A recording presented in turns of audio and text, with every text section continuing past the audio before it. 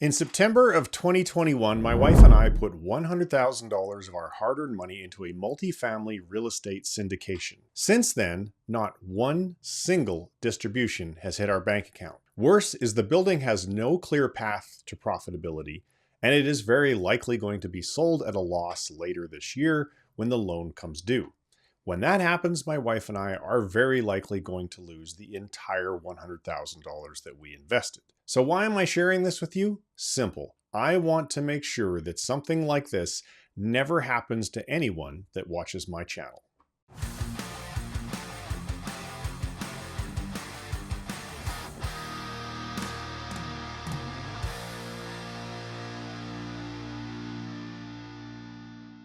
So now let's talk about what happened. So my wife and I were looking to diversify our portfolio of limited partnership investments into the multifamily sector. So we did our homework and we selected a general partner that bought multifamily buildings. And in this particular building, now that we have hindsight to our benefit, was bought at the peak of valuations in and around the fall of 2021, pretty much right at the top of the market. Now, the thing is, no one saw what was going to come over the next couple of years. What the general partner did was they bought this building, not only at peak valuations, but much like everyone else, they bought it using a variable interest rate loan. Obviously, in hindsight, not the greatest idea. Why is that? Well, for anyone who's been paying attention, you'll remember in late 2021, interest rates went through the roof. Now, I read everything that we were given by the GP, but I didn't see the variable interest rate on the loan as a red flag. Call it inexperienced limited partner investor at the time, but also in my defense, I don't think a lot of other people thought that interest rates were going to rise as swiftly and as much as they did during that period of time. So when rates went up, cash flow obviously went down, and so did net operating income. 5 years later, the building, as I mentioned earlier, has not produced a single dollar for all of the limited partners in the deal. So in case you don't recall what happened in multifamily in late 2021, multifamily was absolutely on fire. Rents were surging, valuations were at all-time highs, and operators were all paying top dollar for buildings, many of them using variable rate loans to do it. Then 2022 happened. The Fed raised interest rates faster than at any point in 40 years. Variable rate borrowers got crushed. The same thing that cash flowed beautifully at 3% was bleeding money at 7%. On top of that, rent growth stalled, and in many markets, it even reversed. New supply that was approved during the boom started hitting the market right as demand softened. So what do you think happened then? Well, vacancies went up, revenues went down, and expenses kept climbing. The result, thousands of deals that underwrote beautifully in 2021 are now underwater. Sponsors who bought at peak valuations with cheap floating rate debt are selling at a loss or handing back the keys to the lenders entirely. It's not a story of fraud or incompetence. It's a story of what happens when the assumption in the pitch deck meets a market that didn't cooperate.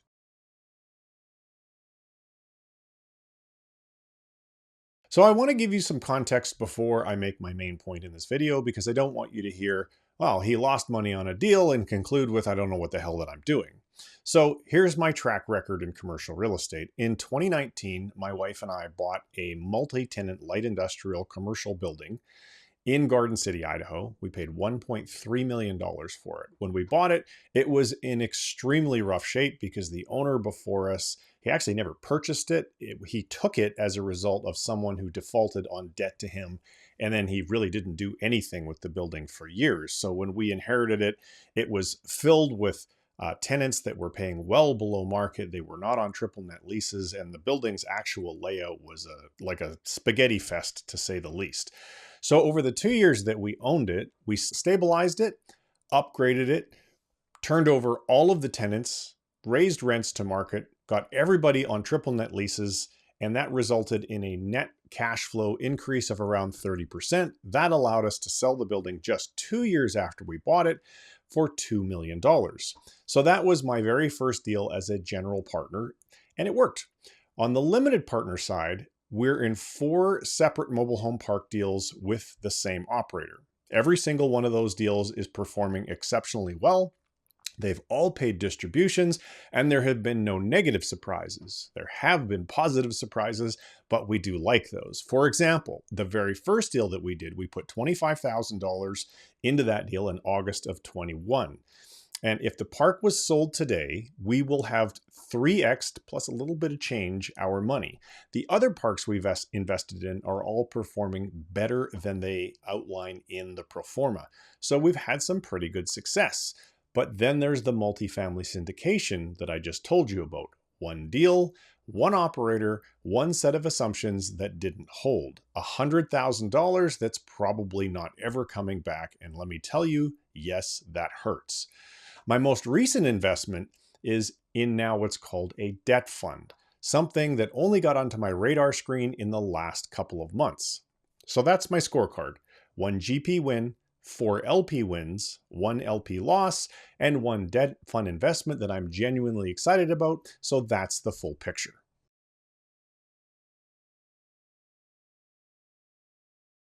Here's the thing about every equity syndication pitch deck that I've ever seen. They all show you an IRR, which stands for internal rate of return, forecast that is somewhere between 17 and 19%. Sometimes it's higher, but not often. And that number is generally not made up. It's what the deal could produce if all of the assumptions hold. Now, notice I say all. How often does all of the things go right in a deal? Well, the problem is the word if. These projections assume that the market doesn't go in the wrong direction. They assume that interest rates don't skyrocket like they did in 2022. They assume that occupancy hits the target that they nailed or that they wrote in the pro forma. And they assume the exit cap rate is going to cooperate and also be in alignment with what they wrote in the pro forma. They assume that the operators execute perfectly. And that's a lot of things that all have to go right at the same time. And anybody who's been in business for more than 30 seconds knows that that rarely happens. So in my experience, well, something always goes sideways. Not catastrophically, just kind of normally. And a perfect example of that is the building that we bought, the very first one. When we were raising rents, I assumed that people would understand that, hey, the free ride's over and now I've got to pay market rent, and they would be okay with it. But guess what? That didn't happen. People got so pissed off that the free ride was over that in spite of themselves, they all moved out. And then they went and paid market rents someplace else and had to incur the costs of a move. Like, not in a million years did I think that was going to happen. So did that affect our cash flow? You bet it did. However, we had the reserves in place to be able to handle that. So we were able to successfully navigate through that difficult time. So here's the thing about an equity deal. When something like that happens in an equity deal, you as the equity LP, you're going to feel it immediately because you're the last one in line in the capital stack. Debt service gets paid first, operating expenses get paid next, reserves get funded, and whatever's left, if there is anything left, is going to flow to the equity investors. That's the capital stack working exactly as it was designed. Equity investors, after all, well, they have the most upside so that they also have the most downside. And as an equity investor, you just happen to be at the bottom of the capital stack. Now compare that to where I'm putting my money today. Debt funds that I invest in are targeting somewhere between a 10 and 20% return net to limited partners per year. Now that's a real yield paid monthly from interest on short-term loans secured by real property. In other words, it's just a basket of mortgages. And here's the difference that matters the most to me. I'm not last in line anymore in the capital stack. I'm either in first or in second position, depending upon the fund that I'm in. The loan is secured by the property. So if the borrower stops paying, the fund has a legal claim on the collateral. Equity investors get wiped out before I lose a single dollar of my principal. So that might beg the question, is debt fund investing risk-free? No, it's not. Nothing is. But I will happily take 10 to 20% per year in a secure position over hoping for maybe 20 or 30% per year in a situation that requires everything to go well, and I'll take that every day of the week.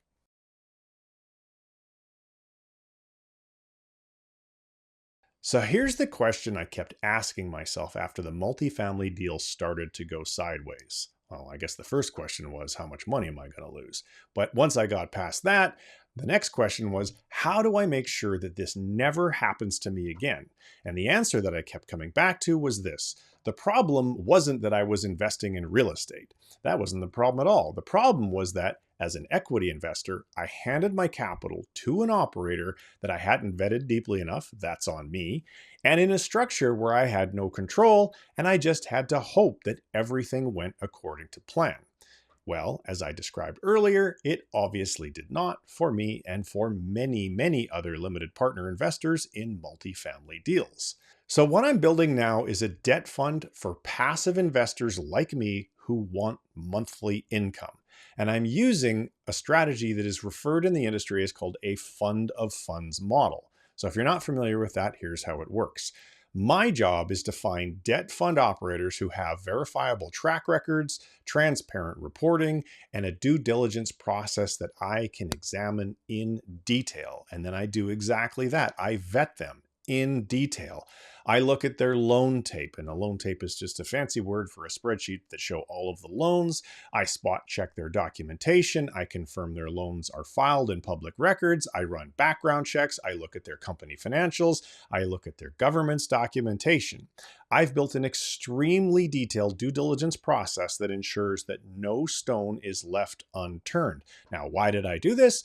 Because I'm investing my own money and I don't want to lose it. And then I invest my own money alongside my investors on the same terms that I've negotiated. So that's the whole model. I'm not managing the loans. I'm not the operator. My job is to find the operators worth trusting, do the homework most private investors never do, and give people in my audience access to the same deals that I'm investing in with $100,000 minimums instead of the $1 million minimums that are often a part of investing directly with one of these debt funds. So the core promise is pretty simple. When you, air quotes, invest with Trent, you are investing alongside me in deals I've already vetted with operators who've passed my due diligence process, and I'm also putting my money into these same deals.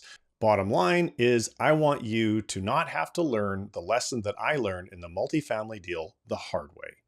Now, I'm building this because I believe that the vast majority of accredited investors simply don't have the time or the expertise needed to find the best investments to generate a steady monthly income without putting 100% of your capital at risk. I've been on the wrong end of a deal that I couldn't control, and I'm not interested in putting my money or my investors' money in that position ever again. So if what I've shared today resonates with you, and if you've been looking at equity syndications and wondering whether the risk is really worth it, I'd encourage you to take one of the following 2 steps. If you're not ready to talk yet, just go ahead to Invest with Trent and join my email list. I send regular updates on deals that I'm evaluating, the due diligence process I use, and what I'm actually investing in. No pitch, just the work. If you're an accredited investor and you're ready to have a real conversation, you can also go to my website and you can book a call directly with me through the link that's on the website, and I'll put it also down in the video description. Either way, thanks for watching. My name is Trent, and I'll see you in the next video soon. Take care. Bye-bye.